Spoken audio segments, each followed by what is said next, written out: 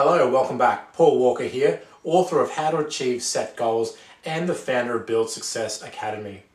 So this is it, we're here. We're at video number 10 and the final question in my top 10 most frequently asked questions about goal setting. And again, if you're just jumping onto this video for the first time, I highly encourage you to go back to video number 1, start from the beginning, go through the other 9 questions that we've already discussed and talked about, and bring yourself up to speed with this final question number 10.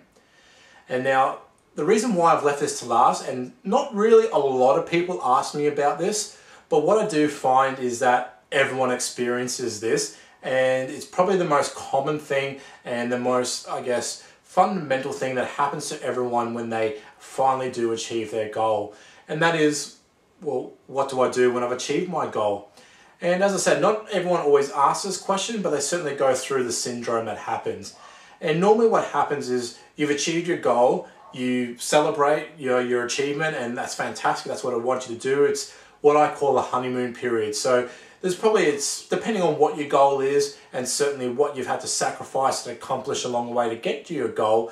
That honeymoon period could be, it could be a couple of days, it could be a week, it could even be a couple of months, depending, as I said, on the gravity of that particular goal.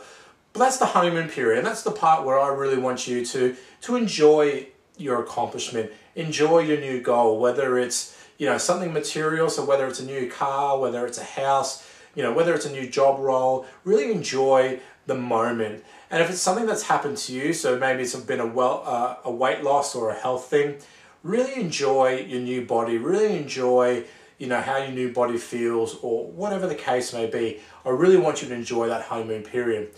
But what tends to happen is when that honeymoon period starts to come to an end, people kind of start to feel lost. They sort of think, well, what do I do now? Or, okay, I went and achieved this really great thing, what's next? And my answer to that is mastery.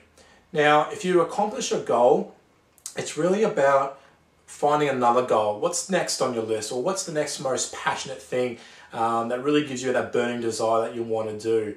And I mean, if you're really unclear about, maybe what that next step is going to be, go back and do that list again. And you'll be surprised at what, comes up to you. Even go back and read through your journal, because again, there will be some nuggets of gold that you've written down subconsciously as you've been writing that you probably didn't really take much notice of when you did write it. But having now achieved your goal, you can go back and you might look at what you've written down in a different light. So that might give you some ideas of maybe the next sort of road or the next path you want to head down. But that, as I said, is probably the most frequent thing that happens to everyone once they've accomplished the goal, is that sense of feeling lost, or maybe even they get into a state of depression because they've reached such a high with achieving their goal, they kind of don't know where to go from it to next. And as I said, it's really about mastery, just continuing to push yourself and achieve more and more goals. And, for whatever reason, maybe there isn't a goal that's really, has a sort of burning desire for you. Well, what's something you can lend a hand to with maybe a coworker or a family member or a friend? Something that's going to keep you going, keep you inspired, allow you to put some input into them, but also you obviously would hear some feedback from them as well. So that's really the main thing that I want you to focus on. Once you have achieved your goal, enjoy that honeymoon period, but what can you do next? And then, as I said, your journal and continuous reading are going to be a gold mine for you for your next step. So that's it. That's my top 10 most frequently asked questions about goal setting. I really hope that you've enjoyed it, and I really hope that you've taken something away from this. And as I said, I wish you the best of luck in fulfilling your goals and putting together your action plan.